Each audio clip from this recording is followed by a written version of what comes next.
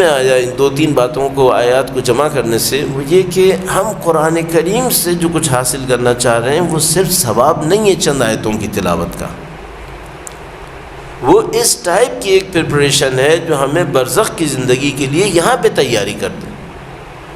البتہ ممکن ہے کوئی یہ کہے کہ مولانا سب کچھ برزخ کے لیے، سب کچھ آخرت کے لیے، یہاں پہ کیا ہے؟ یہاں پہ کیا چاہیے تھا؟ میں کہوں کہ پیسہ چاہیے۔ اب ٹھیک ٹھاک حماقت میرے اوپر طاری ہو تو میں یہ کہوں گا، تو اب میں کیا کہوں گا؟ اب میں کہوں گا کہ نہیں، مجھے سکون چاہیے، مجھے اپنے اندر اسٹیبلٹی چاہیے۔ صحیح ہے؟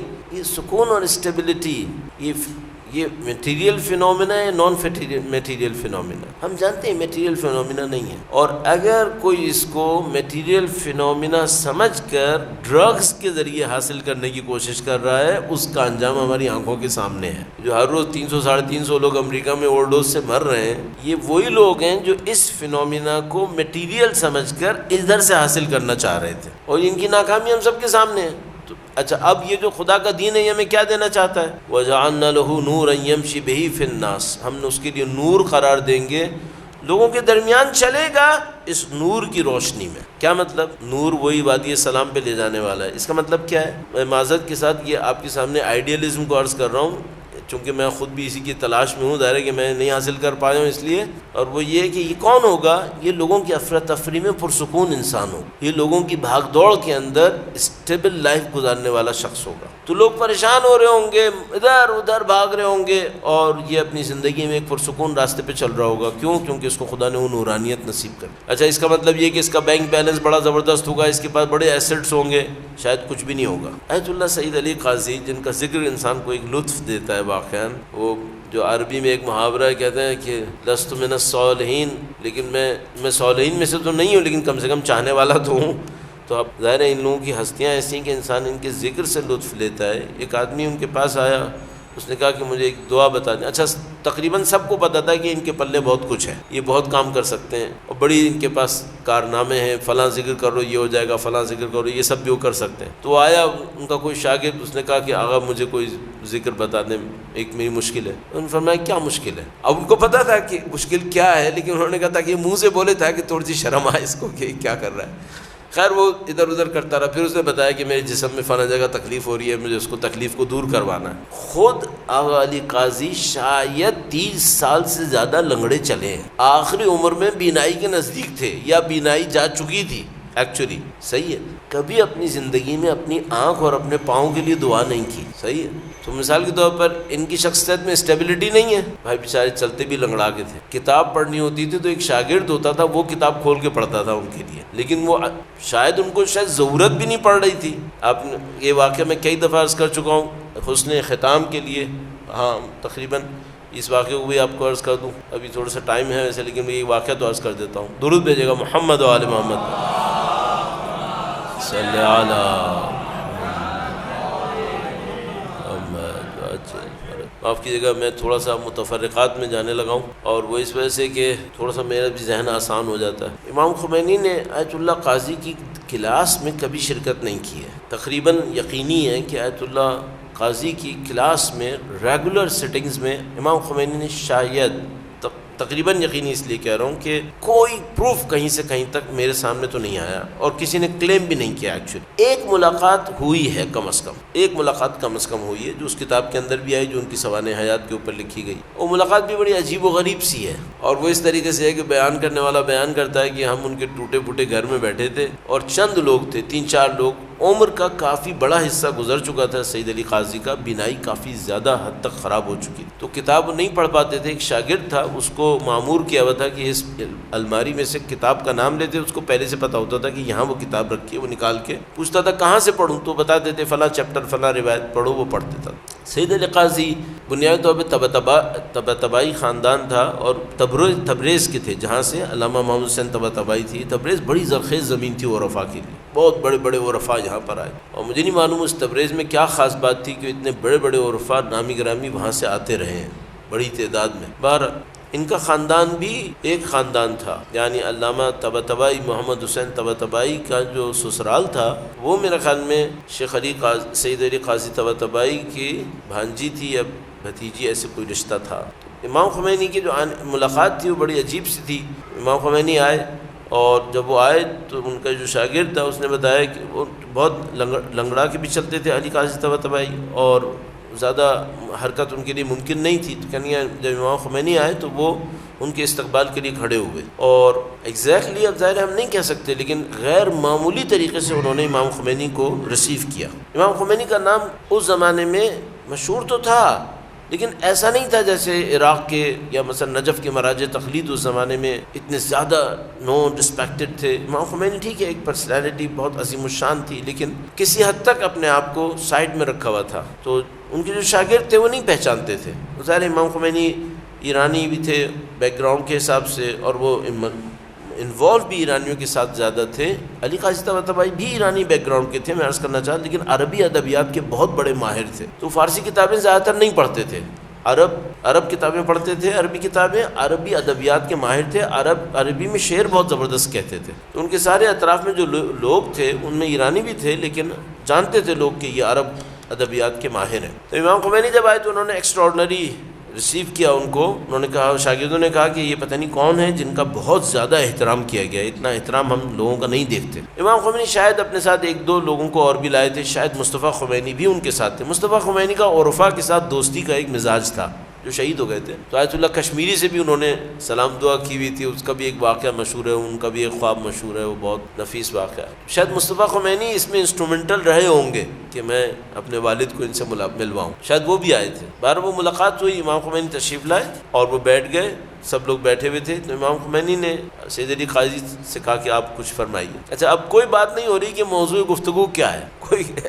ایسے کوئی ڈسکشن کے لیے کیا مثلا ایجنڈا کیا ہے، کوئی بات نہیں ہوئی۔ انہوں نے کہا آپ فرمائیے، تو علی قاضی نے اپنے شاگرد سے کہا کہ الماری میں فلاں کتاب رکھی ہوئی ہے فلاں لائن میں، وہ نکالو۔ تو اس بندے نے، وہ عرب تھا، اس نے ایرانی بیک گراؤنڈ کا تھا لیکن وہ بھی عربی بولتا تھا، اس نے علی قاضی کی طرف کہا کہ استاد میں اس الماری کی ایک کتاب کو پتہ نہیں کتنی دفعہ نکال چکا ہوں، اس لائن میں وہ کتاب نہیں ہے، کہاں رکھی ہے، نکالو۔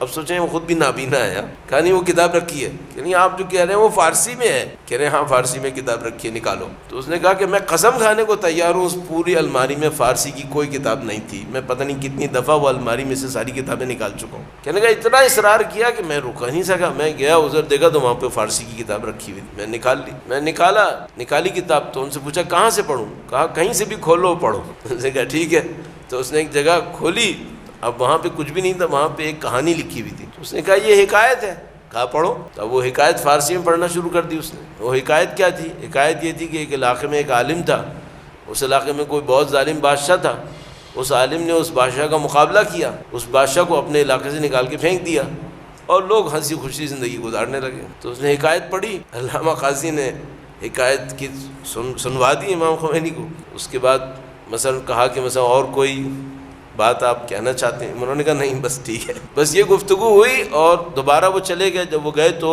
آیت اللہ قاضی دوبارہ ان کو بہت دور تک الوداع کرنے کے لیے گئے، پھر غیر معمولی طور پر ان کو رخصت کیا۔ جب واپس آئے تو ان کے شاگردوں نے پوچھا کہ یہ کون ہے؟ کہا کہ یہ ایرانی ہے۔ تو مثلا وہاں پہ عجم کہتے ہیں عجم کے علماء میں سے، تو کہا نہیں کہ یہ کون ہے؟ کہا نہیں غیر معمولی ہے، ایکسٹراڈنری ہے۔ اس کے زیادہ گفتگو نہیں کی۔ تو وہ شاگرد کہنے لگا کہ میں نے دوبارہ ڈھونڈی وہ کتاب، تو وہ کتاب وہاں پہ نہیں تھی ایکچولی۔ صحیح۔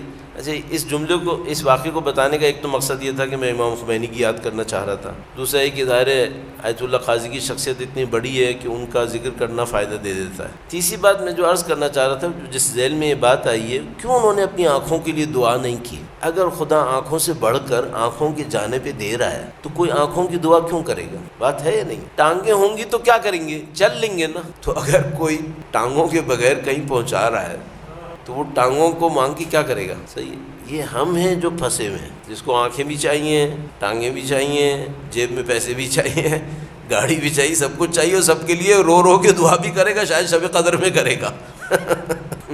انہوں نے اپنے مرتے ہوئے بچوں کے لیے نہیں کی، ہاں، کیونکہ ان کو پتہ تھا کہ ان بچوں کو بھی کسی اور جگہ کے لیے ذخیرہ بننا ہے، تو بن جائے، اچھی بات ہے۔ یہ وادی سلام میں نہیں رہ رہے یہ لوگ، یہ سکون کی وادی میں نہیں رہ رہے، کیا اسٹیبلٹی نہیں ہے ان کے پاس؟ تبھی سوچو خدا ان کو اس جنت میں لے کے جائے گا انعام کے طور پر جس میں یہ دنیا میں خود سے رہ رہے ہیں۔ اس کا مطلب ہے انہیں کہیں اور لے کے جائے گا، انہیں کسی اور جگہ پہنچائے گا۔ یہ وہ لوگ ہیں جو ہمارے سامنے یہ چیلنج دے رہے ہیں کہ تم لوگ اہل بیت کی پیروی میں، اطاعت میں گھروں اور دکانیں مانگنے پہ کیوں رکے ہوئے ہو؟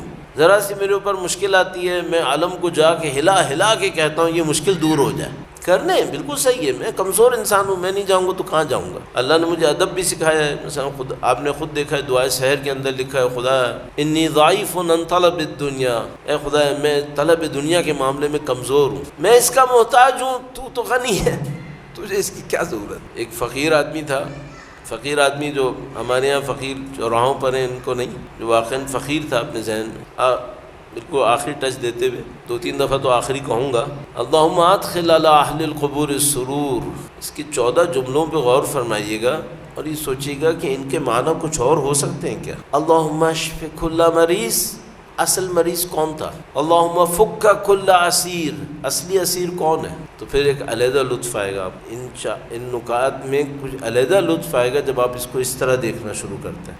تو ایک فقیر تھا، وہ آیا اور اس نے مولا سے مانگا، تو اس نے یہی کہہ کے مانگا کہ مولا آپ کو تو ضرورت نہیں ہے لیکن مجھے بہت ضرورت ہے، تو مجھے نواز دیں۔ یہ ادب ہے اہل بیت اطہار علیہ السلام نے سکھایا۔ تو اب مجھے اور آپ کو یہ دیکھنا ہوگا کہ جن چیزوں کو ہم نے خدا سے اس ماہ مبارک رمضان میں گڑ گڑا کے مانگنا ہے وہ چیزیں کیا ہیں؟ باقی چیزیں، بہت ساری چیزیں خدا خود سے دے دے گا۔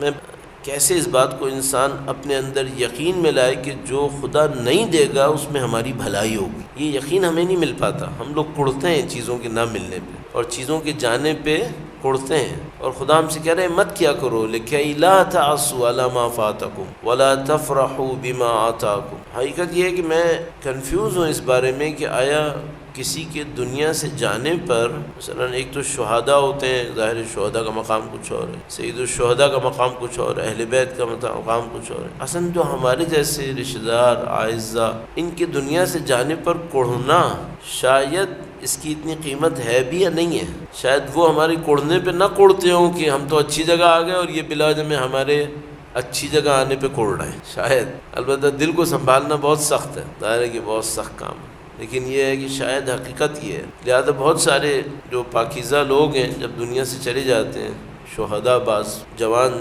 جو جن کی مائیں بہت بےتاب ہوتی ہیں، تو بیچارے واپس آ کر اپنی ماؤں سے یہی کہتے ہیں کہ آپ کیوں گھبرا رہی ہیں، آپ کیوں اتنا رو رہی ہیں، ہم اچھی جگہ پر ہیں، اس سے بہتر ہیں جہاں زندہ ہوتے تو ہوتے، تو آپ رو کیوں رہی؟ تو وہ بیچاری کہتی ہیں کہ مثلا ہم تمہیں نہیں دیکھ پاتے، میں تو آپ کو دیکھ رہا ہوں، آپ کیوں پریشان ہیں؟ اگر تم ہوتے نا تو میری فلاں مشکل حل ہو جاتی۔ تو بتاتا ہے، کہتا ہے کہ آپ کو یاد نہیں ہے آپ کا فلاں کام پھنس گیا تھا، پھر کس نے کروایا تھا؟ میں نے کروایا تھا، نہیں تھا میں آپ کے پاس، لیکن میں تو کروا رہا تھا آپ کی۔ آپ کو یاد نہیں ہمارا بھائی تھا، اس کو فلاں چیز میں مشکل پیش آ گئی تھی، آپ نے اس دن رو کے کہا تھا اگر فلاں ہوتا تو مشکل حل ہو جاتی۔ ہوئی تھی حل یا نہیں ہوئی تھی؟ کس نے حل کی؟ میں نے حل کی۔ تو وہ مرنے والے یقین دلا رہے ہوتے ہیں کہ ہم دور نہیں ہیں، ہم نزدیک ہیں۔ اب میں آخری بات ہے، یہ مرنے والے کچھ بھی نہیں ہیں اہل بیت کے مقابلے میں، وہ ہمیں کیسے یقین دلائیں کہ ہم تم سے دور نہیں ہیں، ہم کیوں پریشان ہیں؟ حقیقت یہ ہے کہ ہم لوگ غلط پریشان ہیں۔ ہاں، اس میں پریشانی ممکن ہے کہ ہم اپنے امام کی زیارت کیوں نہیں کر پا رہے، ہم ان کی نصرت کیوں نہیں کر پا رہے، لیکن کوئی یہ سمجھے کہ ہم ان سے دور ہیں یا وہ ہم سے دور ہیں، نعوذ باللہ تعالیٰ، کیسے ہو سکتا ہے؟ جو عام دنیا سے جانے والے یہ دور نہیں ہیں تو۔ اور سب سے بڑا تعلق جو ہمارا اہل بیت اطہار علیہ السلام سے جذباتی تعلق ہے، وہ بی بی ام الائمہ بی بی سیدہ طاہرہ سلام اللہ علیہا کی ذات گرامی سے۔ محمد، اگر اس دنیا کی مائیں اپنے بچوں کے غم پہ پریشان ہو جاتی ہوں اور جو ان کے بس میں ہو کرتی ہوں، تو وہ مادر اصلی کیسے اپنے بچوں کو تنہا چھوڑ دی؟ ان کی شفاعت پہ مطمئن ہونا چاہیے، ان کی نظر لطف اہم ہے اور اس پہ اطمینان ہونا چاہیے ہمارے اندر انشاءاللہ۔